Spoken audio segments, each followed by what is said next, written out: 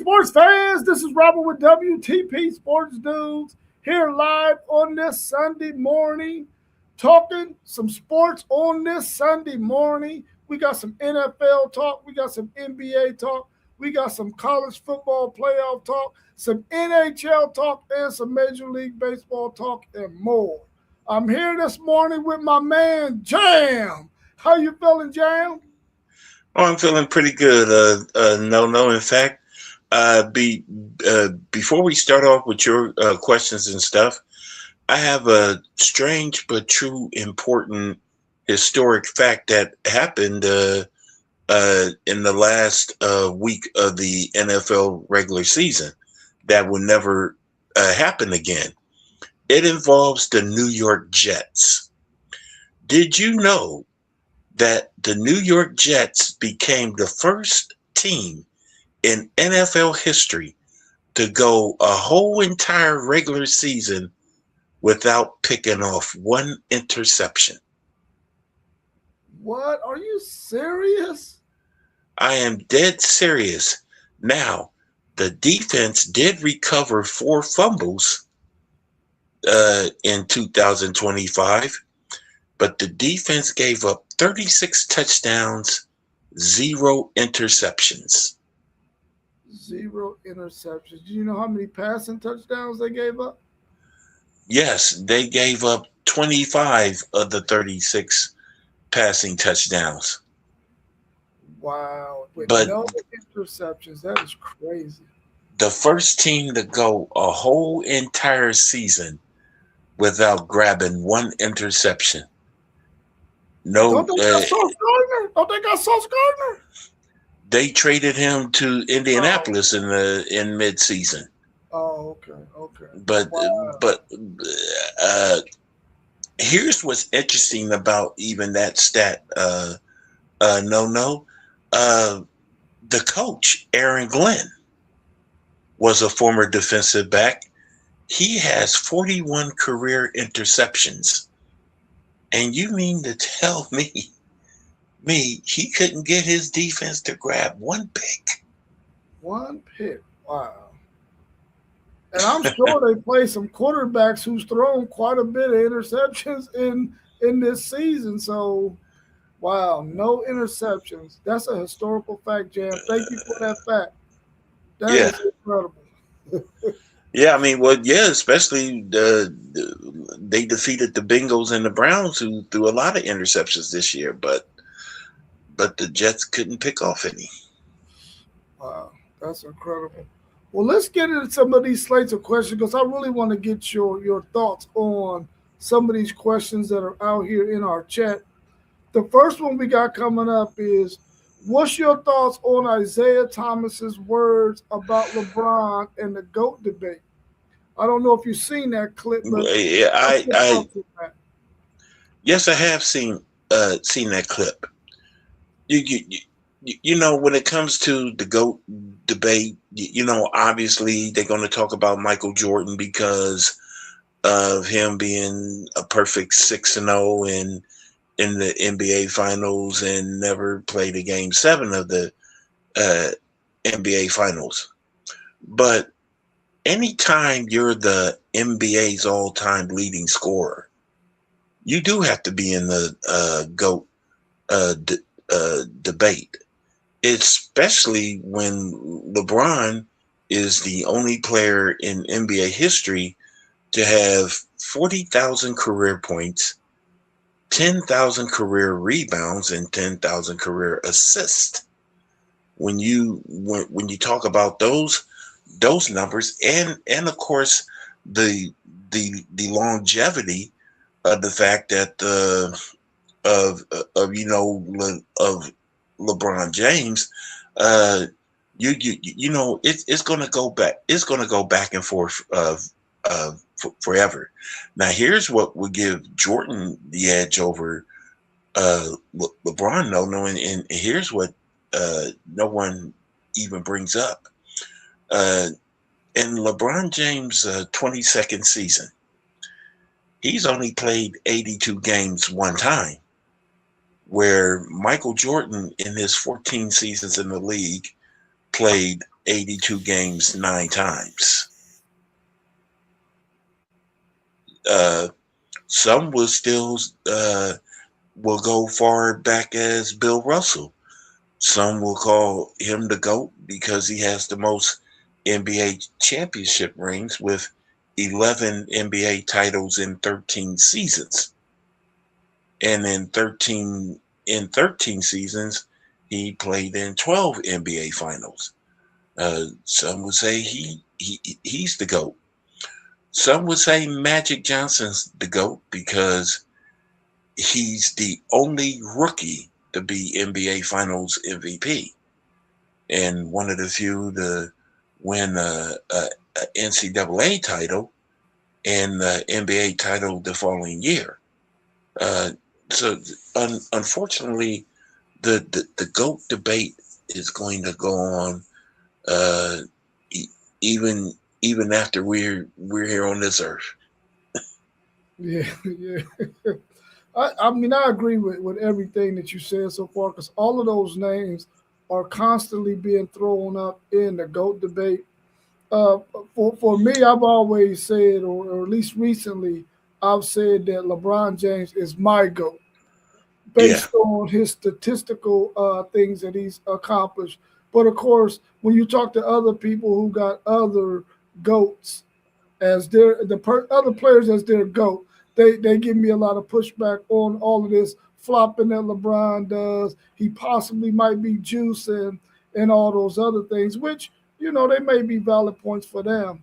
But based on what I've seen LeBron do over his career, I consider him to be my GOAT. But I don't have a problem with people saying that Michael Jordan is their GOAT or Kareem Abdul-Jabbar or Bill Russell. Everybody in whatever area they like basketball or whatever player they like, they can have whatever GOAT they want. All I'm saying is for me, I would say LeBron James is my GOAT.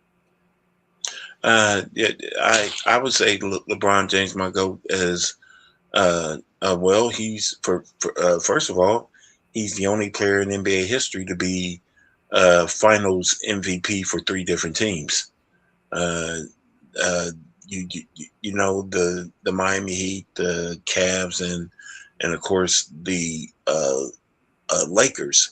Uh, and when you talk about GOAT status, you do have to throw longevity in there, and even though LeBron James just turned uh, 41 years old on December 30th, and keep in mind, no, he shares the exact same birthday with golf great Tiger Woods, who just turned 50.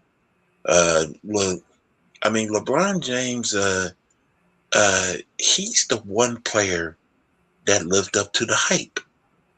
You have a lot of teenage phenomenons that never lived up to their potential.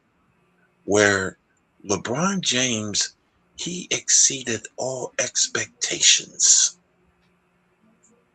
That's what makes him a GOAT in my book.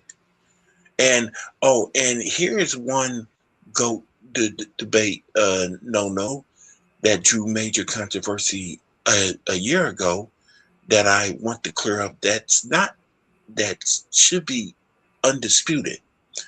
Now, people went too far as to call Michael Jordan the GOAT in terms of college basketball. And I'm here to tell you he is nowhere near the GOAT status. The GOAT status in the history of NCAA basketball will always be Lou Alcindor, who later became Kareem Abdul-Jabbar. In 90 games he played with UCLA, he won 88 of those games and is the only 3-time NCAA Final Four MOP. So those nuts. So I want to clear that up. Now the NBA GOAT, that can be debatable, but NCAA GOAT, that is not up for a debate. It will always be Lou Alcindor. Oh, for sure. Let me ask you this next question and get your thoughts on it. On this, are hockey players the most skilled athletes in any sport? Uh, you know, they're are they up there? Yeah. Uh, uh, it takes a lot of hard work. Uh, they on uh, what ice skates, uh, and as well as a stick, and you have to know how to fight. Uh, I wouldn't say they're the most skilled, but they're up there.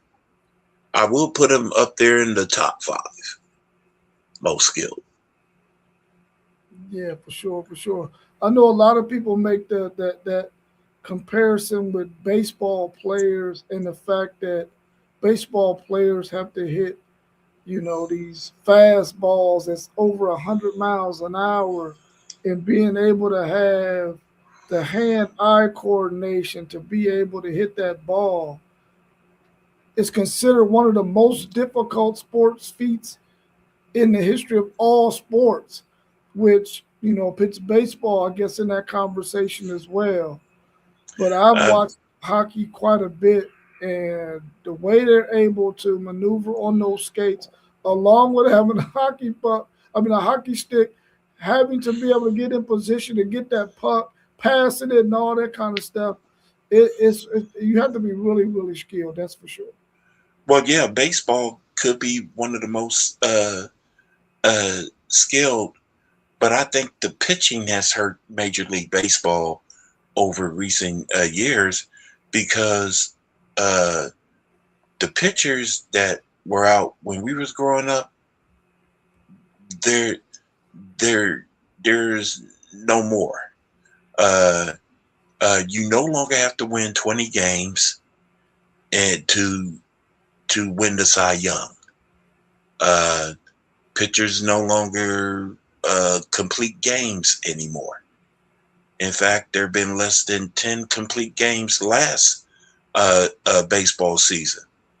Uh, so ain't no more Bob Gibsons who pitched, I believe, 264 complete games. No, Tom Seaver, Steve Carlton, Sandy Koufax, those pitchers used to pitch a full 9 innings, including one of your personal all-time favorite pitchers, no, I believe, Mike Scott That's of the good. Houston Astros. Yep. He pitched a lot of complete games in his career, and you don't, which see that.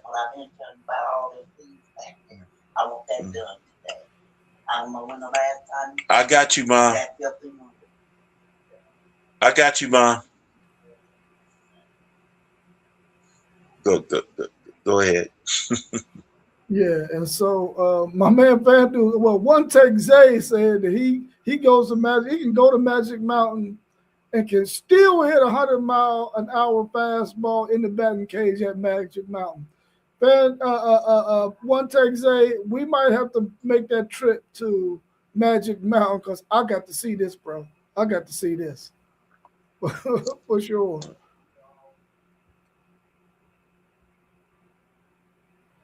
I guess you could throw basketball players in there as well. Their ability to be able to handle the ball the way they do, and to be able to leap and stuff like that the way they do, especially when they get in midair and they have to maneuver their bodies to get around guys trying to block their shots and stuff like that.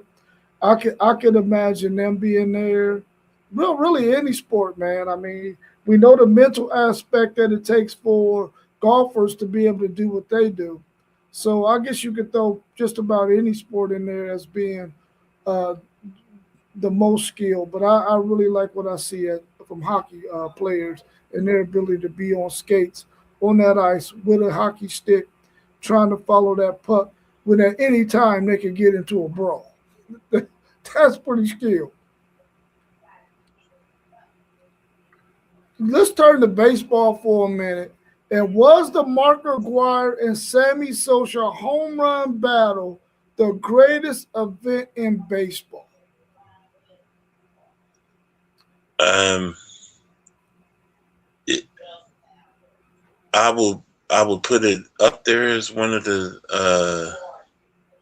one of the greatest events in baseball. Certainly, it drew a media frenzy because Roger Maris held uh,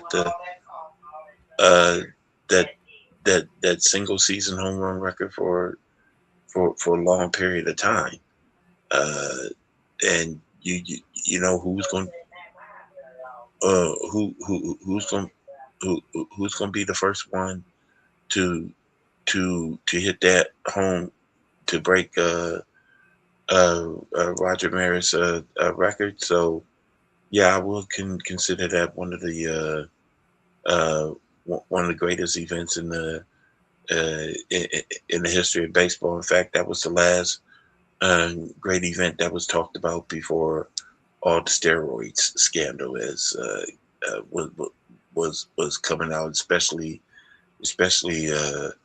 the accusations of Barry Bonds, which I personally don't believe that he took steroids, because for the record he never failed a urine test, and as you pointed out earlier, don't know about the hand-eye coordination.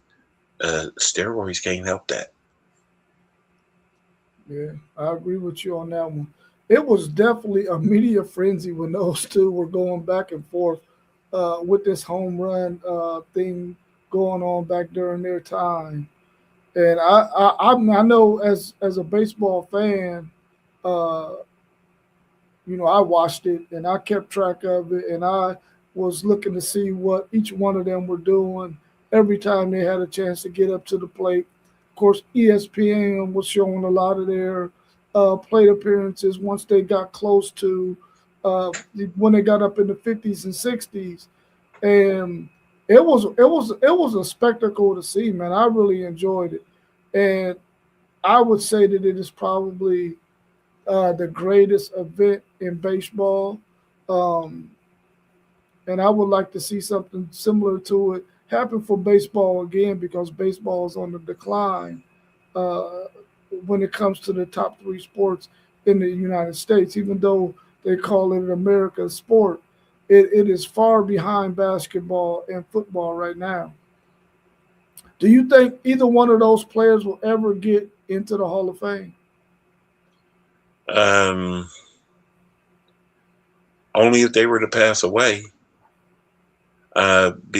Because here's what's interesting: when Pete Rose passed away, uh, the 47th president of the United States got in the mix and told Major League Baseball to put Pete Rose in the Hall of Fame, and they're going to do that real soon.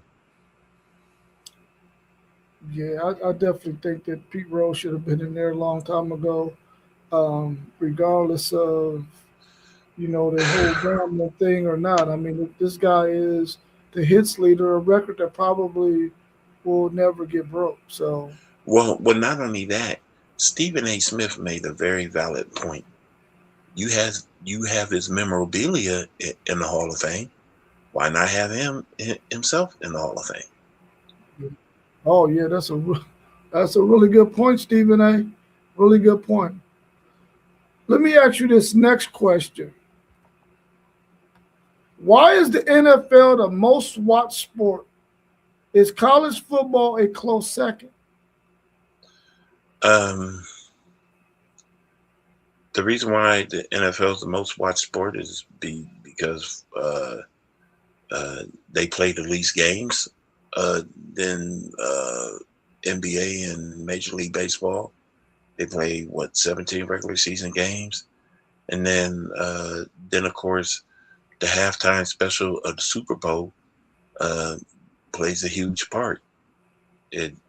Especially Super Bowl 27 in the Rose Bowl between the Cowboys and the Bills. My Cowboys, of course. But with that said, Michael Jackson performed the first ever halftime show, and it's been big ever since. Uh, College football is a close second um, because the Ohio States and the Alabamas and all these other schools became box office, and when you bring a box office product, uh, it's going to be very popular for a long time. Yeah, I agree. I think that the NFL, even though I watch more college football than I do NFL football, NFL sometimes can be a little can be boring. Even though we got to Yeah, see really two really good football games yesterday between the Rams and the Panthers and the Packers and the Bears, two games that really went down to the wire. Either team could have won those games.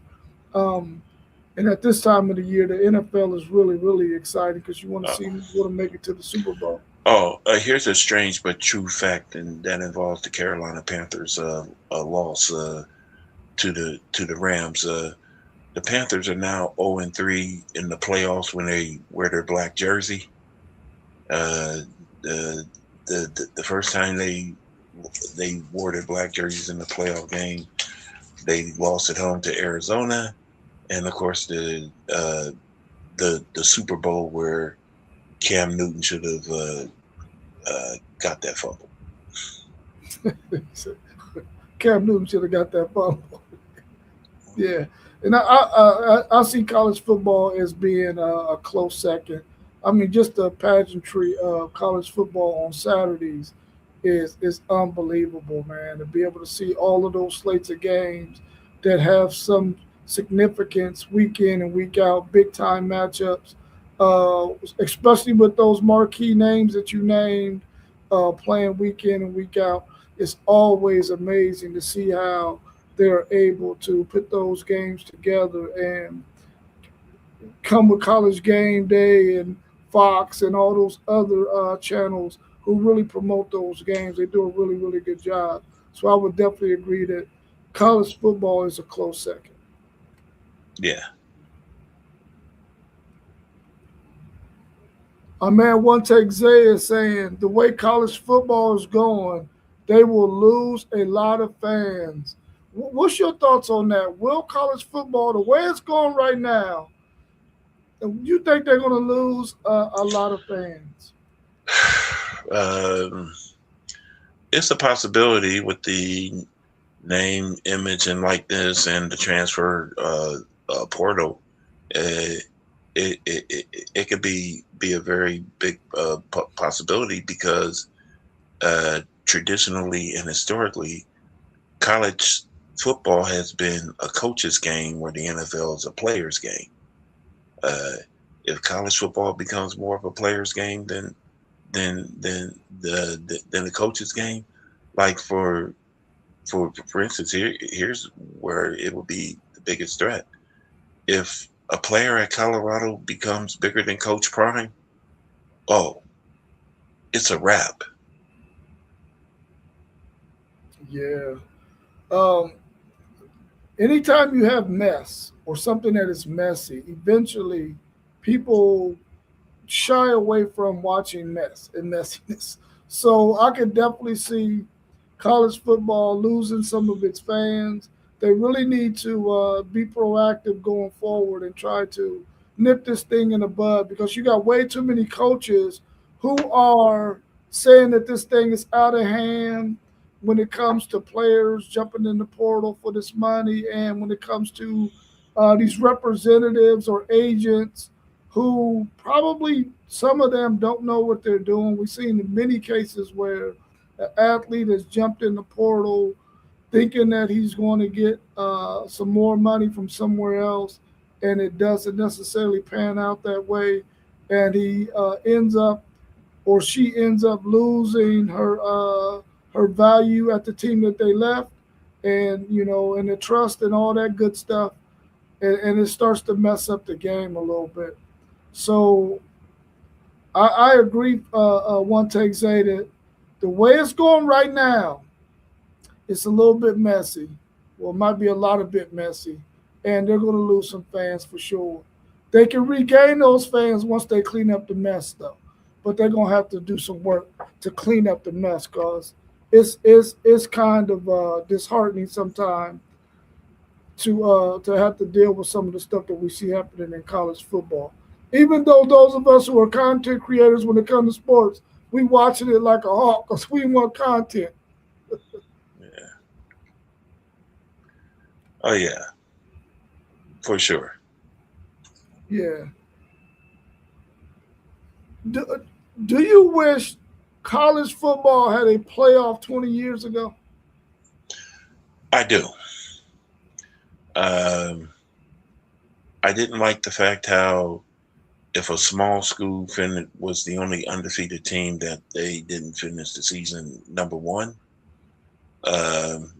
Keep in mind, BYU was the last school to win a national title before New Year's Day. Uh, uh, I feel that we definitely would have had different outcomes. Uh, for the college football playoff, but I still have one major problem with the college football playoff today.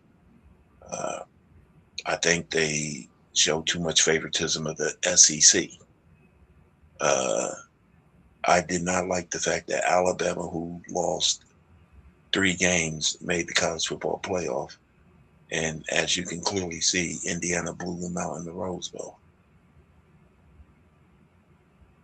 Yeah, I wish they had it back 20 years ago as well. I think that there were a lot of situations where you had some teams where you had 3 teams who were undefeated, and only 2 of them got to play for the national championship game. So that was one situation. But then you had other situations where you had several undefeated teams and several one-loss teams who lost early in the season, who ran a gauntlet and were playing really, really good football. And because they had that one loss and they had 2 other teams that were undefeated, they didn't even get a chance to play for a national title, even though they probably could have beat both of those undefeated teams.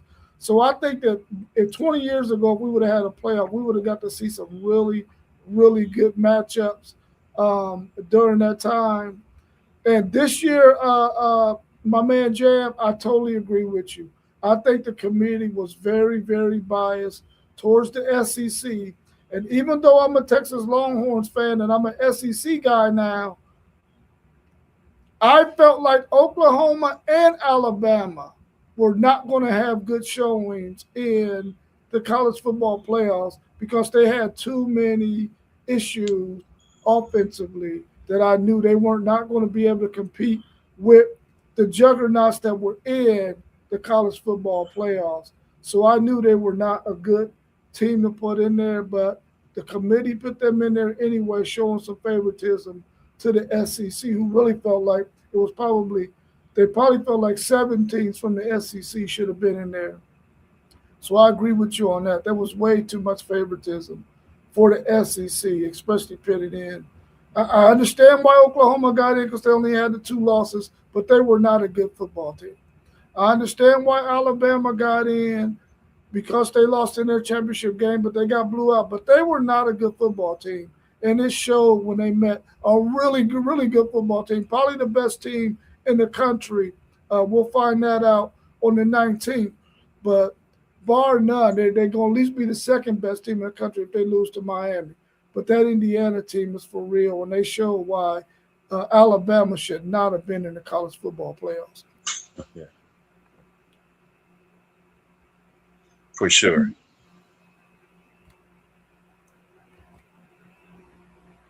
My man, One Take Zay says, I'll rock with the playoffs. It's great for this new time. BCS BCS was key. You know what? I would like for them to use that BCS, however they compile the things to come up with the 12 teams, though. I would definitely like to see them do that and maybe take it out of the hands of some of the bias that we've seen this year, selecting the 12 teams that they selected. But the BCS was nice too, man. When you come down to the wire, you vying for that 1 or 2 spot so that you can get in that national championship game. But I do believe a playoff would have sort of made it a lot more fair for those teams who was right on the outside looking in, who really had a really good chance of beating those teams that ended up playing in the national championship game. Uh, I do agree with that, but I think there's the BCS needs to go back to a traditional spot for the location of the bowl championship game. The next time the bowl championship game is in Los Angeles, I think it should stay in the Rose Bowl and not move to SoFi Stadium. Remember, the Rose Bowl also has over 100,000 seats. Therefore, it will make college football look more traditional. Okay. Rank these championship events 1 through 5, 1 being the best. World Series, Super Bowl, Stanley Cup, the Natty, NBA Championship. What order would you rank those championship events? Well, I would rank Super Bowl #1, the Natty #2, NBA Finals 3, World Series 4, and Stanley Cup 5. Yeah. And here's what was interesting. The NBA Finals. It could be the most watched whenever, like, now, if the Lakers were to be in the finals and LeBron gets his 5th ring, that will be up there at the top of the list. Super Bowl, that's always going to be top. Especially when you see a Dallas or Pittsburgh or a 49ers in the Super Bowl. The World Series, the greatest World Series that I've ever seen in my life, was in 1977 when Reggie Jackson hit those 3 home runs.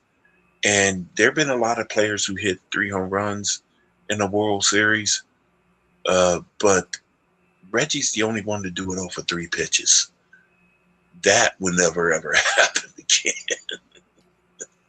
Yeah. So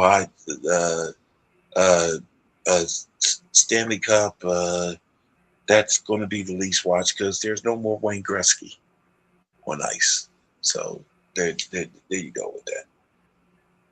Yeah, I totally agree with you. One take Zay said the same thing. You were spot on about ranking those. It would be Super Bowl, the Natty, NBA Finals, World Series, and then the Stanley Cup, in my opinion, as well.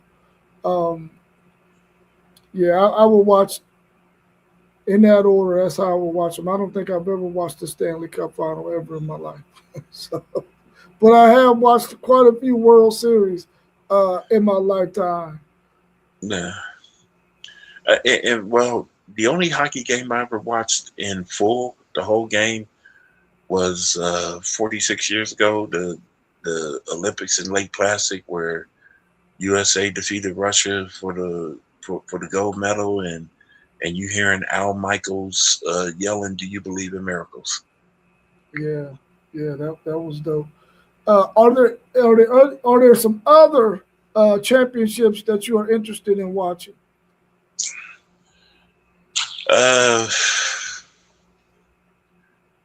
You, I do like the Final Four, but what hurts the Final Four is 1979. To this day, the Bird Magic matchup, Michigan State versus Indiana State, that still remains the most watched NCAA championship game in history. I don't know what other game would, what other NCAA Final Four would top that. Especially considering the fact that there are more one and dones than 4-year players in the NBA now. Yeah,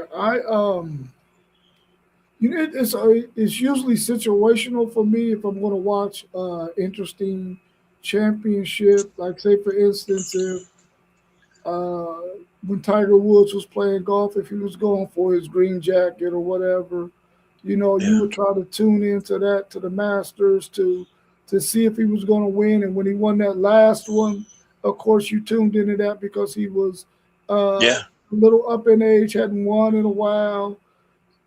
Situations like that when Serena Williams and Venus Williams were doing their thing. So if Coco or the other young lady start Coco doing their Golf, thing, Naomi Osaka. yeah, if they start doing their thing and they got a chance to play, then of course you want to tune in to them to see how well they do. It has to be situational things like that that makes me interested in watching Well, those type of things. to prove your point, I never seen a full tennis match until I saw the Williams sisters play against each other. It just goes to show you how great of an athlete Serena Williams was. In order to make it to the top, you have to beat your own sister.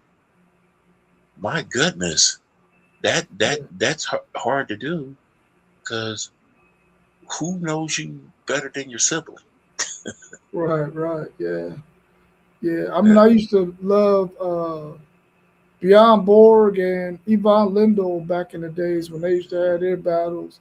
I wasn't much of a John McEnroe fan, but he yeah. was pretty good. He was pretty good too. And then the matches between uh, what's her name? Christy Everett, is that her name? Yeah, Chris Evert, Chris Everett and the lady that she used to go at it with. Martina Yeah, Navratilova. yeah, yeah, yeah. When those two would play, I would watch then. Uh, But uh, Now, in terms of golf, uh, I used to watch Jack win it, uh, win his Masters, and the last golf that I saw was Phil Mickelson making history as the oldest player uh, to win a major. yeah, He was 50. No 50-year-old has ever won a major until Phil Mickelson. Who knows? Maybe at 50 years old, Tiger can join them. hopefully. Our man Yeah. Parlay Poe with the Blitzburg podcast says, "What's up, fellas? With this new NIL era, is hard nosed coaches a thing of the past?" That's a really good question. No. Here's proof to that fact. Nick Saban left because of the NIL, and here's what I like about that I definitely miss about Nick Saban. When Nick Saban was at Alabama, he didn't play the we're not in the college football playoffs, so you're not playing in the bowl game. You had to play in that bowl game under Nick Saban, even if it wasn't a college football playoff bowl. So yeah. The NIL, it's going to hurt someone like the hard no coaches, uh, but it's going to benefit coaches like Coach Prime, who want you to get that money. Yeah, I could see it. being a little bit either way. I think you have some players out there that want a hard nosed coach that's going to coach them hard, that's going to allow them to maximize their talent and make it to the next level to make it to the NFL. But at the same time, you have a lot of players who do not want to be coached hard. They don't want to be physical.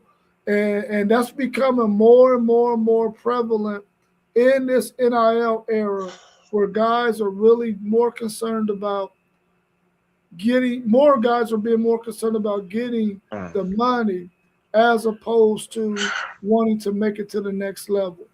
And I think that they need to understand that, listen, if you want to play this game called football, it's a physical thing, and you're going to get hurt if you ain't ready to get out there and be aggressive and be physical and be coached hard.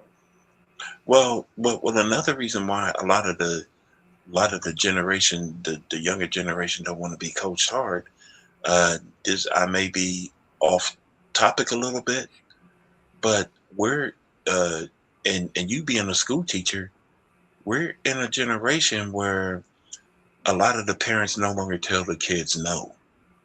So if your parents never tell you no, then of course you don't want to be coached hard.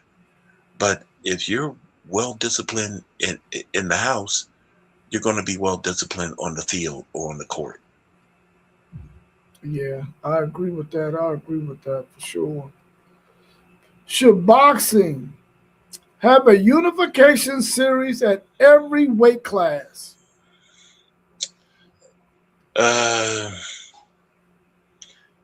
They should, but boxing has lost a lot of lackluster. There's no more 15 rounds due to the incident in 1982 when Ray Boom Boom Mancini killed that Asian boxer, Doo Koo Kim. You also had no more marquee of fighters, and I hate to say this in a strange but true kind of way. Actor Sylvester Stallone has actually hurt professional boxing, and here's why. Why was he inducted in the Boxing Hall of Fame? Rocky serious? Was a fictional. Yes, I'm dead serious. Rocky was a fictional character, but you put him in the Hall of Fame. It's a slap in the face to the Mike Tysons, the Alis, and even our local fighters of Buster Douglas, Jerry Page, and Vonzell Johnson.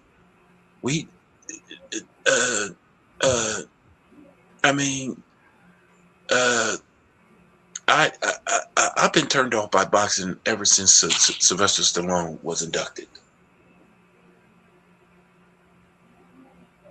Yeah, that's ridiculous. Yeah, I don't know what their thinking was behind that, but that definitely shouldn't be.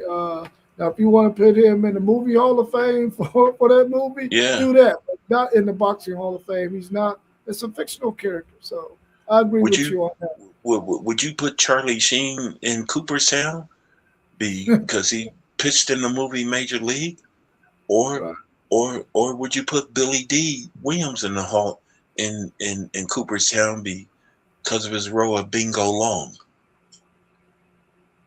Yeah, right. That's nuts, right? So I think that boxing, a lot of times and like Parlay Post said, it's a trash sport right now, man. They are not putting out good product whatsoever. I would like to see them have a unification series where you can find out who's really the real champion out there. Guys won't have an opportunity to dodge guys. You'll be able to get the matchups that you really want to see, especially when you're paying this money to see some of these fights on TV, on pay-per-view or whatnot. you want to get your money's worth. So I think that they should definitely have some type of unification series where if your champion is going to be the champion, they're the champion because they beat everybody that's ranked in there the way you do in other sports where you have the top teams go at it to find out who's the best. So I would definitely like to see that the boxing have a unification series, much like we seen back in the days when the heavyweight division did it, and Mike Tyson ended up getting crowned, I believe, at that time. Yeah, for sure. What's happening, SEC, Sean? Good to see you in here this morning. Next question we got on the docket. Let me see. Let me find it. There it goes. Is there any? Is there anything that excites you about golf and tennis? Not really. Other than Tiger, Jack, and the Williams sisters, the and and the last thing what excited me about golf, it wasn't Tiger winning a major. It was Tiger winning the Canadian Open. You want me to tell you why that excited me? No. And I'm not too much knowledgeable about golf, but here's what will shock you. Tiger Woods winning the Canadian Open. Did you know that the Canadian Open is the only golf tournament that Jack has never won? Oh, okay. Yeah, that's pretty interesting. That's pretty interesting. Um, I tried golf for a little bit, and it's a very challenging sport to play. You really got to dedicate some real serious time and concentration and focus to be able to understand the game, to play the game. Uh, in your later years, it's probably a good sport to get into if once you can play the sport that you like the most, like football, basketball, baseball, whatnot. Uh, I like watching it when I know that there is something on the line or something major about to happen, record about to be broken or something like that. Outside of that, I don't watch either one of them anymore Yeah. much. The players that I like to watch are no longer playing or they're not playing very much. So I really don't tune into it as much. Now there are some golf guys out there from the University of Texas that I like, so I try to follow them a little bit to see what they're doing on the circuit.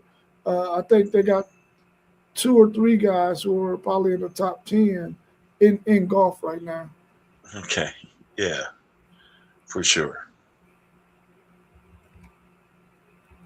This is the last question I got. Then we'll check the chat to see if there's any more questions. Uh, you can go to one of the sporting events with your closest friends and family members. What sporting event would you attend? Uh, if the Cowboys were in the Super Bowl, I would definitely go to that event. Uh, Although I do like Ohio State in in the college football playoff, but I would love to go to the Rose Bowl and see Ohio State play. And I like the fact that it matches their colors. As a child, as you know, Archie Griffin played in 4 straight Rose Bowls, so I was used to seeing Ohio State in the Rose Bowl a lot growing up. So yeah, I would love to personally see the Cowboys in the Super Bowl and the Ohio State Buckeyes in the Rose Bowl. Yeah, I thought long and hard on this question, and since I'm going to be taking close friends and family, it will probably be one of the Summer Olympics to go and be able to go and partake in all of the things that goes on at those Olympics, from track and field to the basketball games, things of that nature. I would want to go Uh, and do that. Uh, Our man SEC Sean said the Daytona 500. I remember being in Daytona for a football tournament for my son back in the days, and you could hear those cars going around that track loud as all get out. Um, it was deafening to hear that from the street. Yeah. It wasn't like we were inside the stadium or where they run the cars at. We were on the street, just driving down the street and hear this loud old noise of these cars revving up. Yeah. So I'm quite sure that would be an exciting event to attend at Daytona 500. I want to add to your Olympic piece, no, because the upcoming Olympics may have a possible Windsor Terrace connection. As you know, Double Dutch is in the Summer Olympics now. So, and I encourage people to help Trina Artister of Douglas Rec Center, who has a Double Dutch program every Thursday night from 6:30 to 7:30. Help her reach her goal to get her squad to 2028 Summer Olympics in LA on American soil.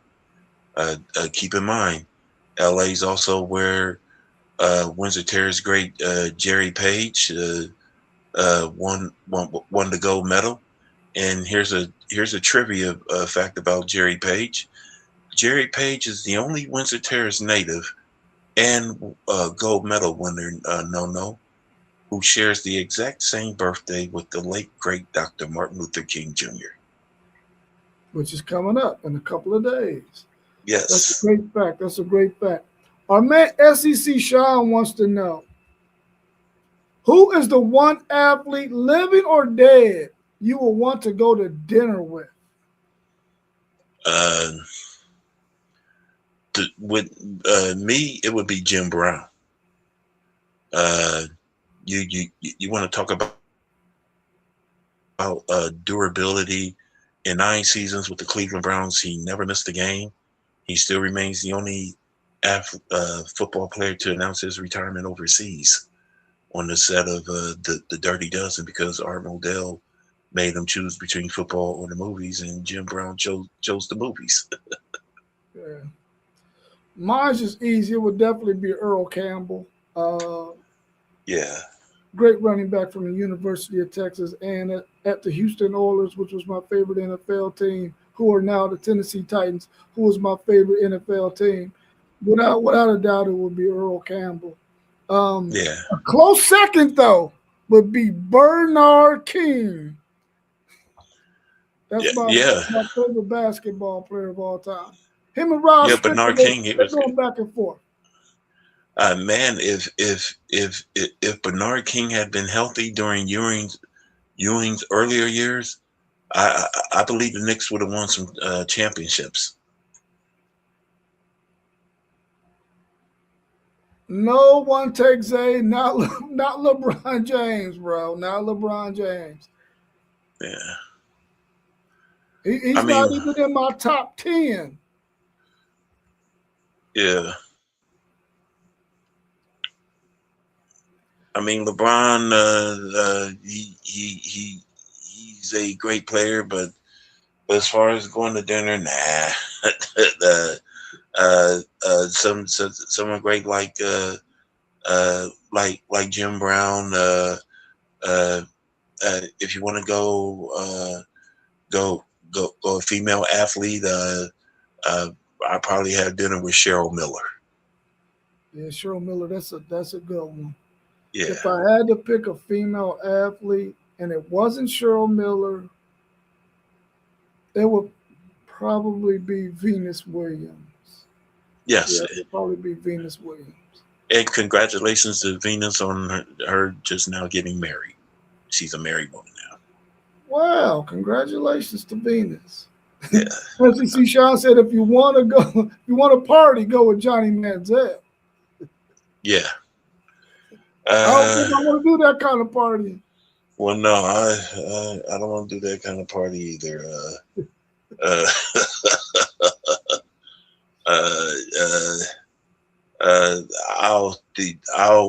I'll party with Prince, but that's about it. I know that's right. I know that's right. Yeah. If you don't have any other sports facts you want to throw out there or historical facts out there, Jam, we're going to go ahead and wrap up the show. If we don't have any more questions in the chat, we're going to go ahead and wrap it up. You got anything else for us?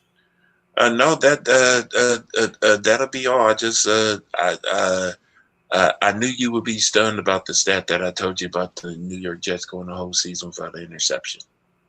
Yeah, for those of you who missed the beginning part of the show, Jam, tell them again that historical fact that you talked about at the beginning of the show.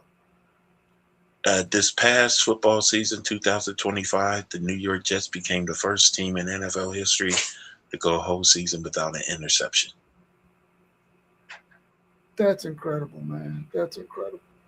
All right, Jam, I appreciate you joining me this morning, man, and we were able to get a lot of good questions in, and I'll see you on the next run. All right, thank you. Yep, you're welcome. Have a good day, bro. You too. All right, peace.